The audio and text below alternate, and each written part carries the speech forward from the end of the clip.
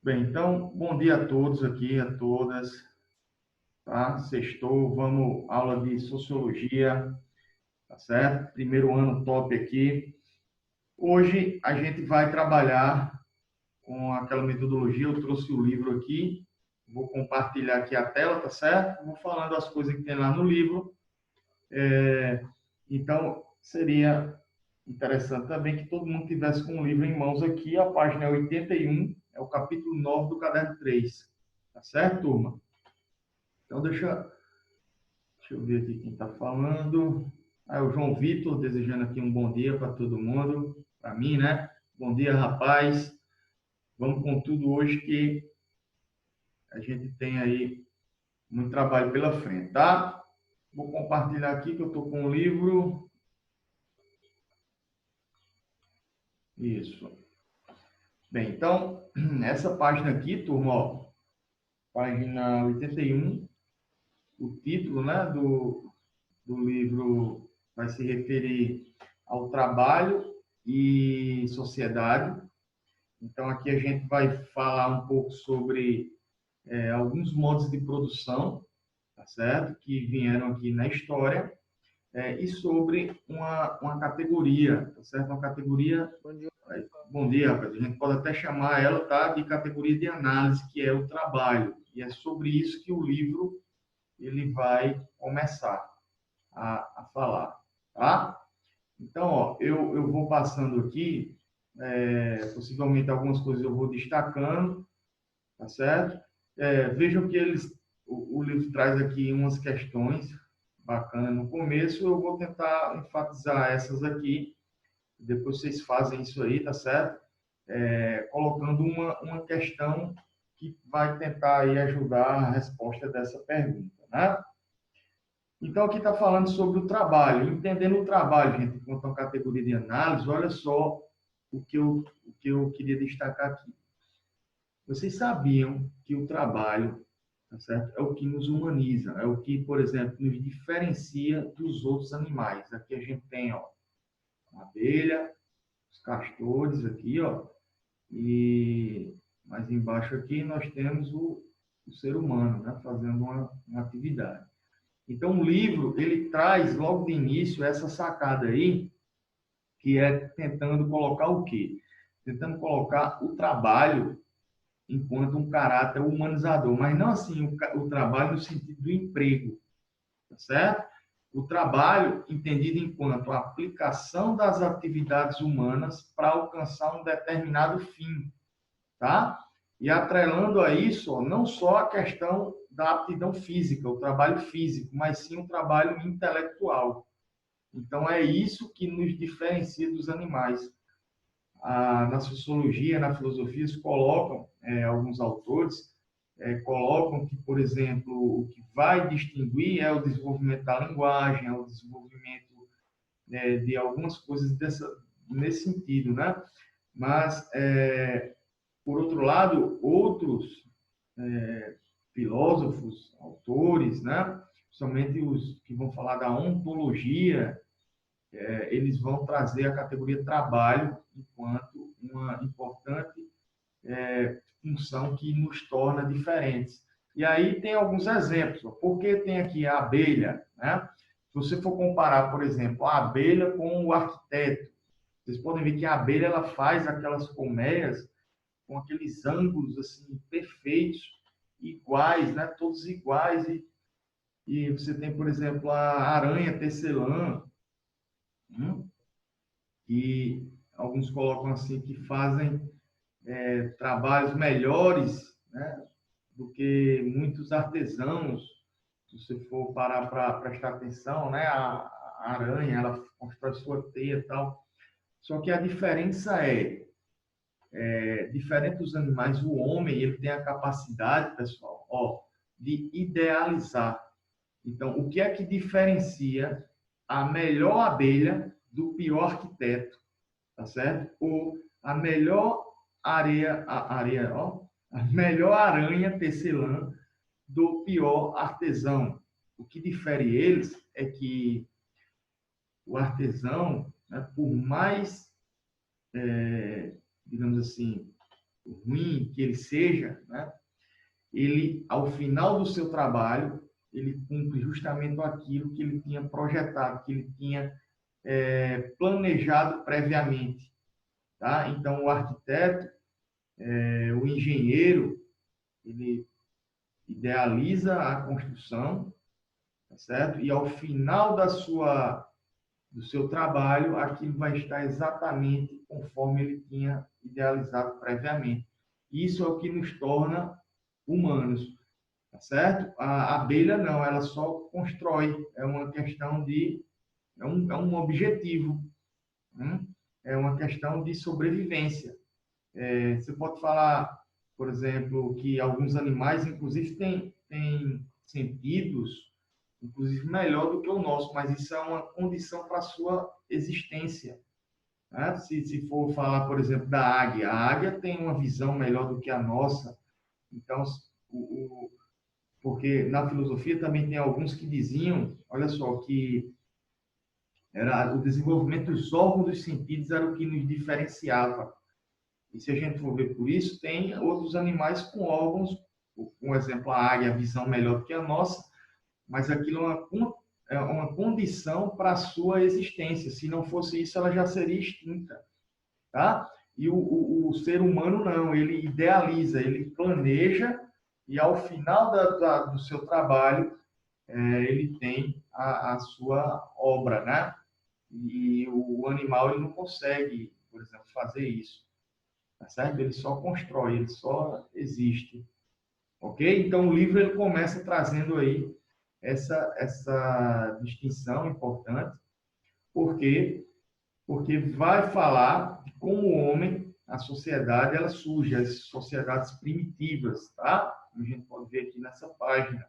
Então, a leitura agora vai tratar, pessoal, das primeiras sociedades primitivas e as escravistas, tá? E por isso ele traz um contexto histórico, vai falando um pouco de história aí, um marco histórico, para falar como começou, basicamente, a escravidão e como começaram os primeiros modos de produção, tá?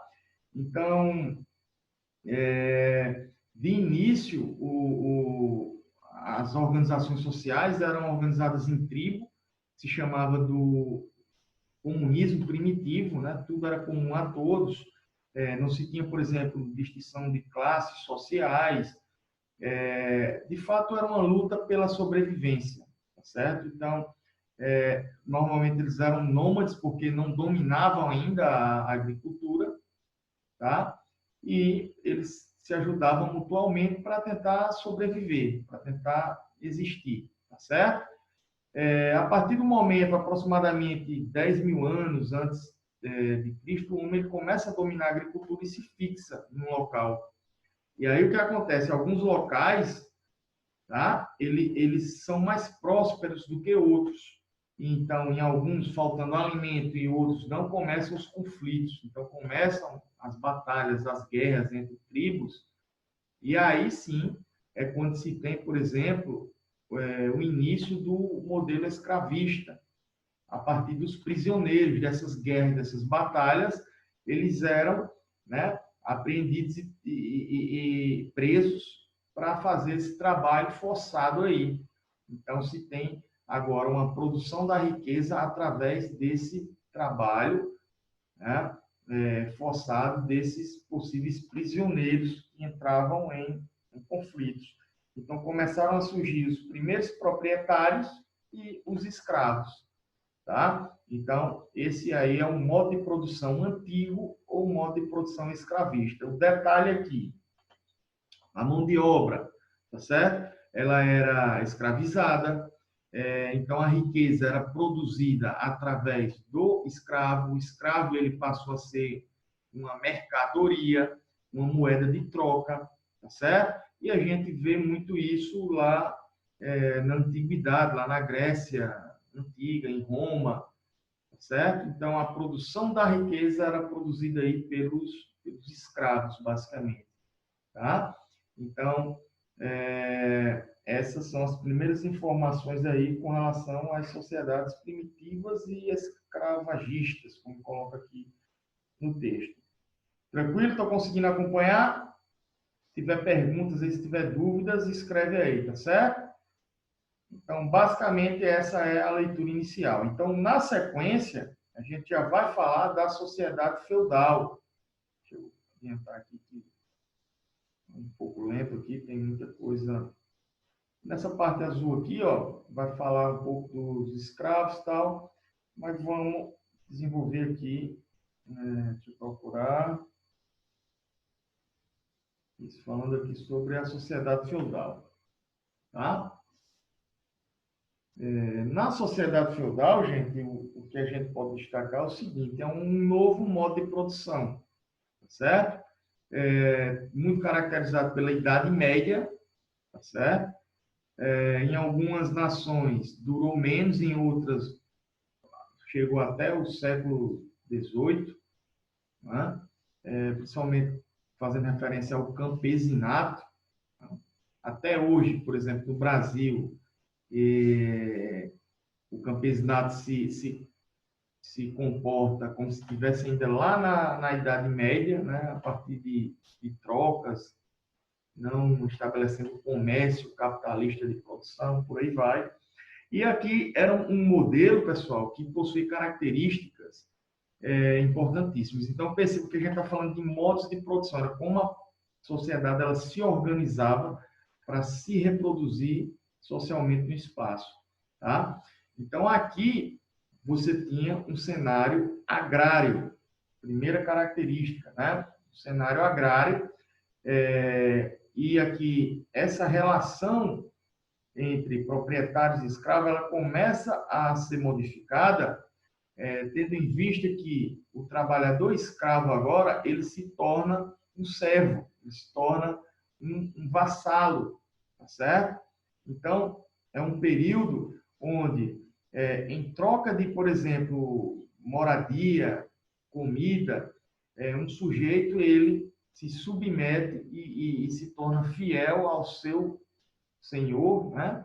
E vive eternamente, né? Até que a morte nos separe, podemos colocar assim, sobre a tutela aí do senhor feudal. Então, a gente tinha, na sociedade feudal, o feudo como a principal estrutura na produção da riqueza, através da relação de trabalho agora, que seria justamente o trabalho servil. Você tinha os servos nesse sentido aí, fazendo esse tipo de trabalho. Tá certo? Vamos ver o que mais tem de informação aqui.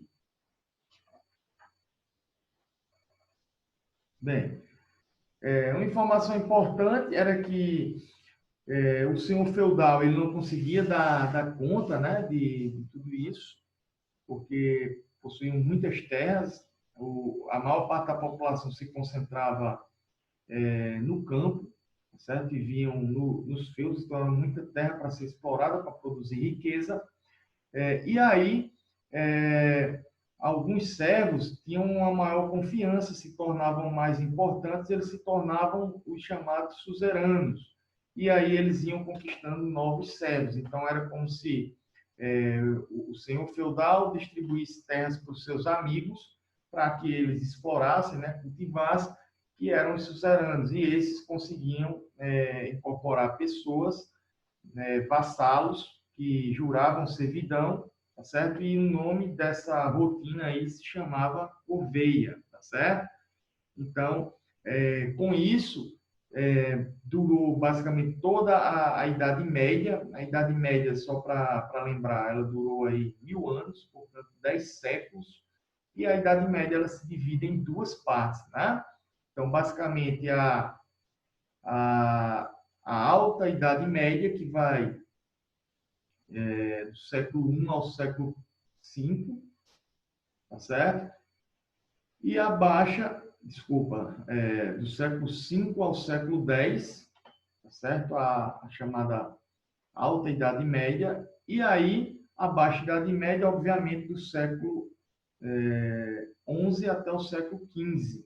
Então, é a partir do século XV que assim, no final da Idade, na Baixa, Idade Média, final da Idade Média, vai aí tendo uma mudança, uma transição, porque vai surgindo aí novas possibilidades, tá certo? De reprodução das relações de trabalho com o surgimento da burguesia, né? A burguesia aqui entendida não como essa que a gente vê hoje na Idade Contemporânea, a gente está falando lá no final da Idade Média, na Baixa Idade Média, por volta do século XIII, tá certo? Enfim. E aí o que é que a gente tem? Século XIII, século XIV, século XV, a gente tem o surgimento aí dos burgos, tá? Onde surge a burguesia. Os burgos normalmente eram grandes, assim, claro, começavam pequenos, né? Vilas, vilarejos, e normalmente se concentravam nos muros dos castelos dos senhores feudais, tá? E onde as pessoas faziam comercializavam os seus produtos. Então, eles tinham acesso, tá certo? A especiarias, roupas, sapatos, tecidos. Então, eles iam comercializando. E, obviamente, os senhores feudais cobravam, porque essas feiras, né, esses burgos, esses vilarejos, começavam a se concentrar dentro das fronteiras do estabelecimento feudal, né, do feudo. E aí os senhores feudais começavam a cobrar impostos. Isso basicamente foi gerando uma revolta, tá certo? Diante dos comerciantes que produziam essas mercadorias, especiarias, que eram os burgueses, né? E dessa maneira, obviamente, começou a haver uma aliança entre os reis e os burgueses para tentar derrubar digamos assim, esse poder dos senhores feudais, né? Tendo em vista que, nesse período, o reinado ele começou a ser fragmentado devido a grandes invasões bárbaras. Então, se tinham unidades, existiam os reis, mas eles estavam enfraquecidos, né? A Igreja Católica também começava a apoiar os reinados para tentar essa unificação e aí concentrar mais o poder.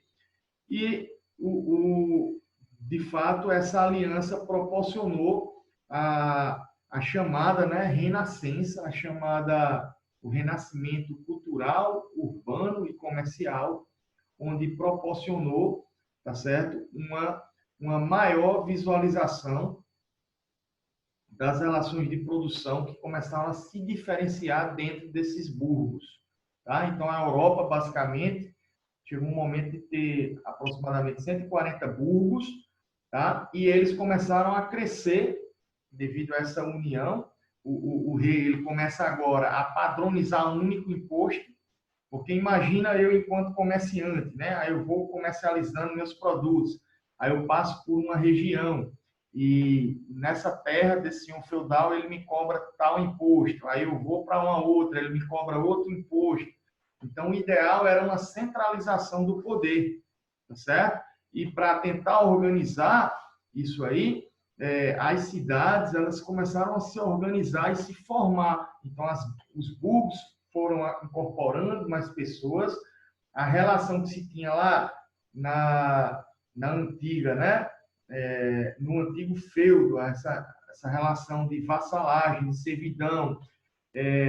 Os trabalhadores eles começaram a ver que nas cidades a possibilidade de desenvolvimento era maior, porque tinha o comércio, você não era servo, né? Então você ia, por exemplo, poder comercializar seus produtos. Então as cidades elas começaram a ter essa migração, né? Começaram a capturar servos, começaram a capturar trabalhadores e aí elas começaram a se desenvolver, tá certo?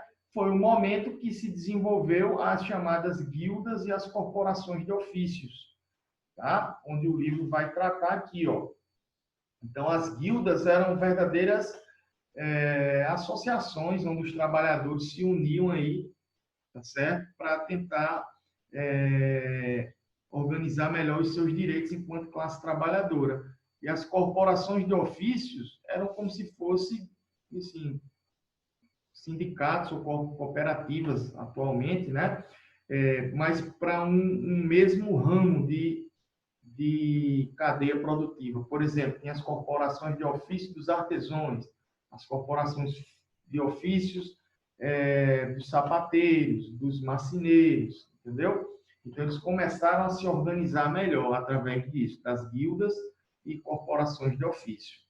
Tá? Então, esse cenário é um cenário de transição, tá? De transição das relações de produção sustentadas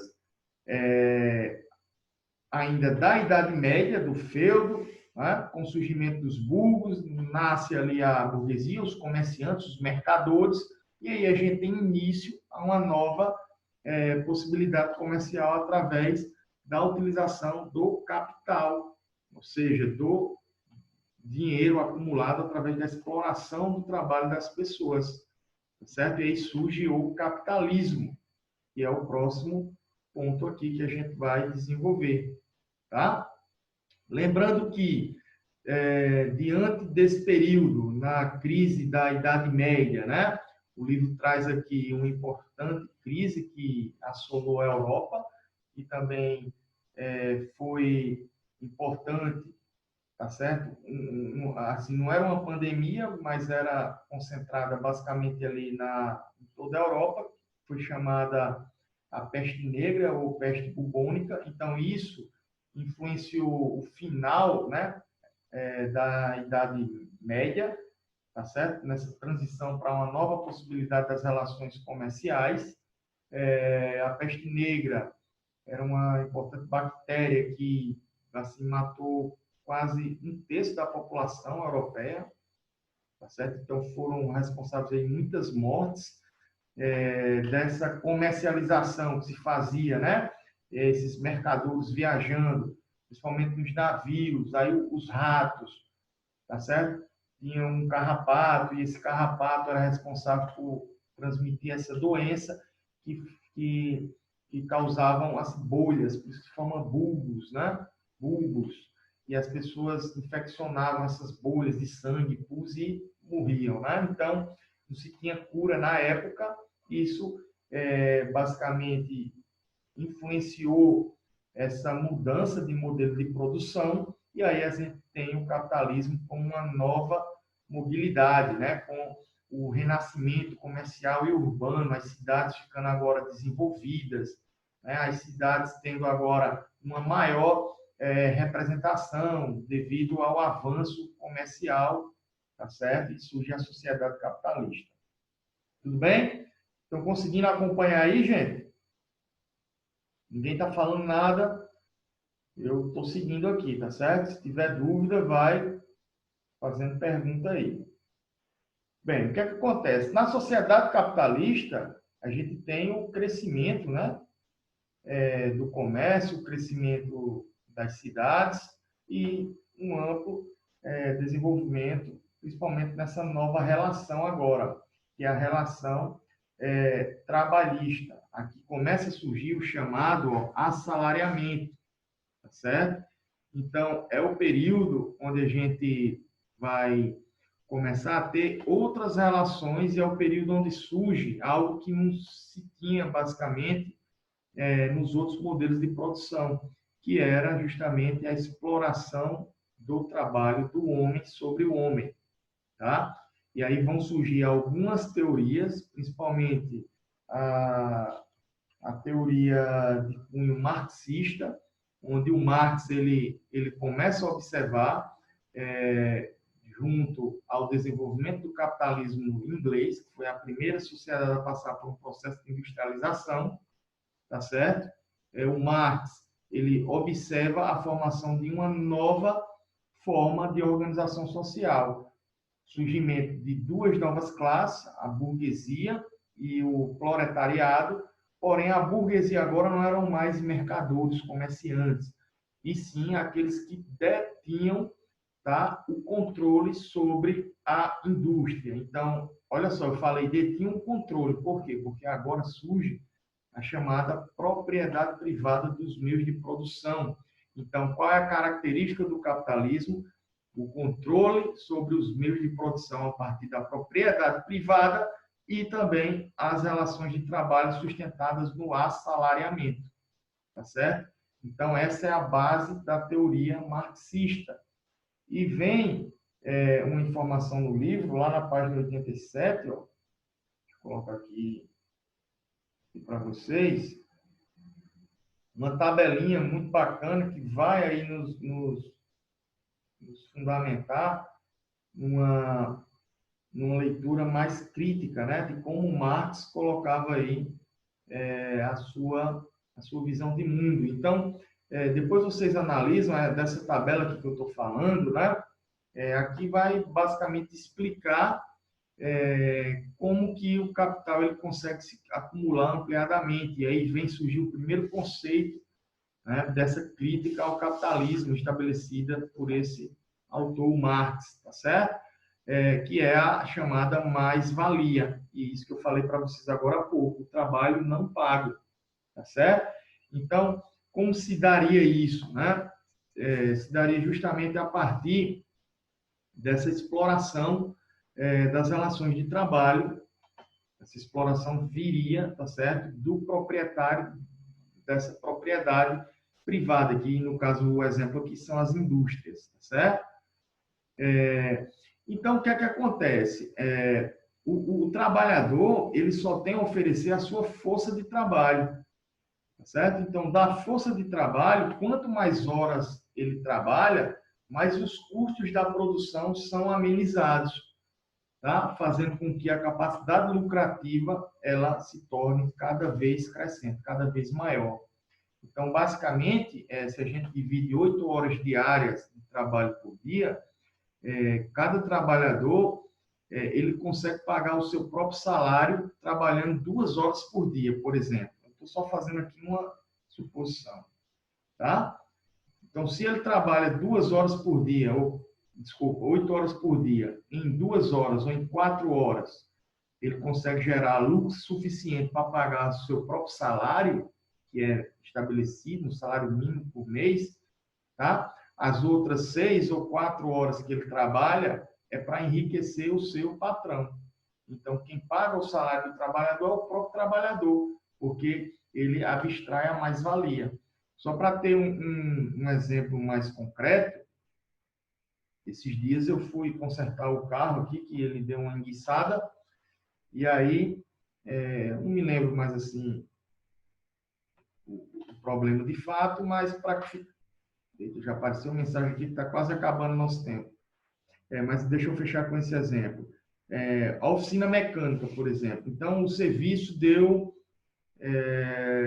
a peça custa R$300, certo? A peça que quebrou. Tá? Só que R$300 é a peça. A mão de obra custa 200.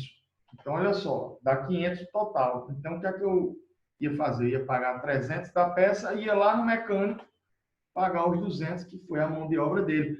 Só que os 200 não fica com o mecânico. Os 200, quem capta ele também é a loja.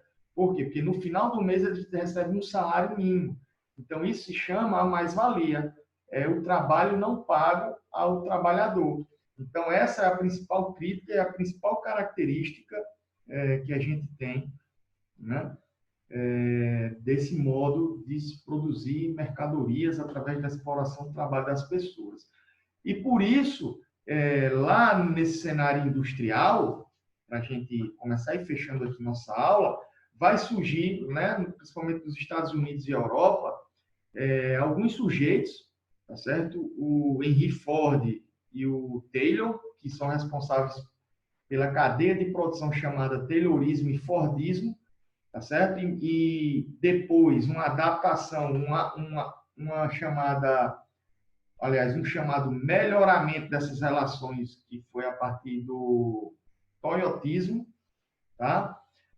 Um modo de se explorar ainda mais essa mão de obra. Então, foi o momento em que a máquina começou a substituir o trabalho do homem, foi o momento em que se tinha cargos que foram criados, né, como de gerente, supervisor, que era para selecionar aqueles que tinham mais habilidades. tá? Então, os trabalhadores, eles ficavam numa linha de produção, horas e horas fazendo um determinado serviço, e isso gerava, né, uma lucratividade imensa, e esses modelos foram conhecidos aí como Taylorismo, Fordismo, mas eles possuíam algumas falhas, né, porque essa produção em larga escala só produzia, por exemplo, um automóvel por vez, e ele era sempre igual, de uma mesma cor. E aí surge o Taylorismo, né, no período da terceira revolução industrial, onde vai se melhorando, né? Vão se criando novos modelos, então vai se tendo uma demanda maior, e aí a possibilidade de exploração e a acumulação dessa riqueza vai sempre, fluindo, vai sempre aumentando, ok? E, finalmente, né, o livro ele traz essa discussão da acumulação do capital, né? Falando aqui dos modelos de produção, aqui o toyotismo que eu comentei, e ele traz aqui, no final, umas questõezinhas subjetivas, tá certo? Mas eu queria parar aqui para desenvolver com vocês não uma questão subjetiva, mas sim uma questão objetiva lá da sessão praticando, essa aqui, para a gente fechar, tá certo? A aula de hoje. Então, você tem aqui uma trilhazinha, questão 1, praticando, tá certo? E diz o seguinte, vamos ler aqui, tá certo? Entrei em pânico, esse sujeito aqui falando, entrei em pânico e desliguei. Aí chega o outro aqui, a outra e fala, que tipo de empresa deixaria uma pessoa de verdade atender o telefone? E aqui vem as alternativas, né? A, B, C, D e E. A resposta correta aqui, pessoal, é a letra A, porque essa trilha aqui, a situação vai abordar, tá certo? Uma contradição existente nas relações pessoais e o avanço tecnológico.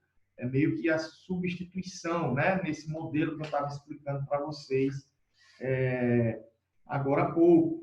Tá certo? Então, a máquina, cada vez mais, nesses modelos de produção em larga escala, elas vão substituindo aí, tá certo? Esse avanço tecnológico vai substituindo o trabalho manual, e isso gera aqui o chamado desemprego estrutural. Então, o avanço tecnológico tem, de fato, acarretado essa substituição das pessoas pela máquina, tá certo? Então, e para gabaritar aí a questão número 2, tá? Está quase acabando. Nós temos aqui, questão número 2.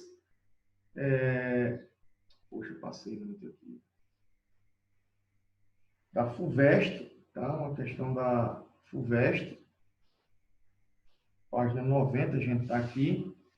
E diz o seguinte, essa questão, a história da antiguidade clássica é a história das cidades, porém, de cidades baseadas na propriedade da terra e na agricultura. E aqui, para gabaritar, letra E é a alternativa correta. Aqui, os privilégios dos cidadãos das cidades gregas e romanas se originavam da condição de proprietários rurais. Então, vejam que aqui a gente está falando da Idade Média, da Alta Idade Média, onde se tinha um desenvolvimento das relações relacionadas aí ao campo, tá certo? Então, a riqueza, os privilégios vinham daquela riqueza que se produzia no campo. Lembra que a maior parte das pessoas vivia no campo. O campo era a principal estrutura. Hoje não, as cidades, porque se mudou o modo de produção. No feudalismo era o campo, no capitalismo é a cidade, ok? Bem, letra E. Basicamente, essas foram, tá certo? As principais questões da nossa aula de hoje. E aí a gente fecha esse capítulo, tá certo? Dúvidas, questões, perguntas? Tudo ok? Deu uma paradinha aqui na minha câmera. Eu acho que o nosso tempo acabou, tá certo? De todo modo, pessoal, foi um prazer estar com vocês, tá certo? Ainda bem que só foi no final aqui. Mas, enfim, a gente se fala na próxima tentar ativar aqui. A gente se fala na próxima aula, tá certo? Então, um forte abraço para vocês. Bons Tchau. estudos. A gente se fala na próxima. Valeu, gente. Obrigado por tudo. Valeu, Tamo professor. junto, hein? Valeu, os. Fechando aqui. Vou para a próxima aula. Valeu.